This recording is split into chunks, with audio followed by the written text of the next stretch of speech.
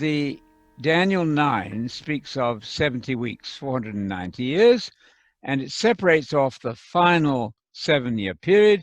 And that 7-year period occurs, what, 12, 15 times if you add them in Daniel and Revelation. So there's a final 70th period of 7 years. That is key.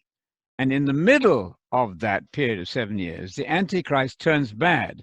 So for the first 3.5 years of that final 70th heptad, or period of 7, doesn't mean week literally, it means a period of 7. In this case, it has to be years to make any sense. Time of Antiochus' persecution. Yes, in history, that's exactly right. Antiochus himself was in fact an antichrist of the Old Testament, but that's not the whole story, because Jesus talks of the half week and Daniel as being just close up to the second coming. So Antiochus Epiphanes certainly is the Hitler of the time. Hitler was a very evil person, but was not the Antichrist. So we're going to have another Antiochus Epiphanes figure, and for that final period of 7, he will appear at the beginning of it, I think build a temple, and people will think he might be the Messiah. He's going to play tricks on the public, which will baffle them, and people will accept him even as a fake Messiah.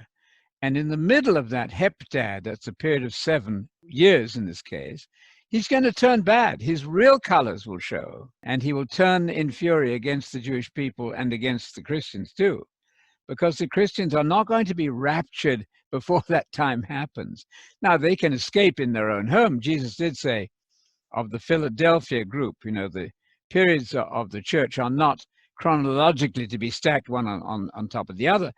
The 7 types of church given in the 2nd and 3rd chapters of Revelation are typical of the way churches are always.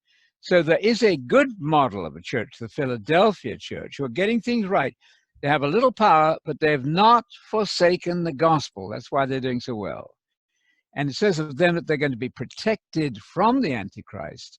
How that happens, we'll have to wait and see. It could be fleeing to the mountains, not by being taken to heaven in a pre-tribulation rapture. That's an invention of the 1830s and doesn't apply at all. There are many scholars, so-called, who don't think that Daniel predicted anything.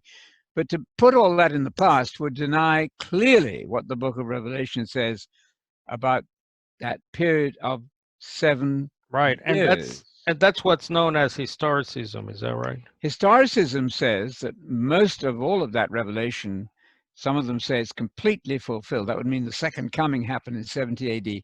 That is just catastrophic. It means you haven't understood the gospel at all, because when the gospel of the kingdom is fulfilled, Jesus will be ruling in Jerusalem, and you as the saints will be ruling the world with a rod of iron. I hope you don't imagine you're doing that now.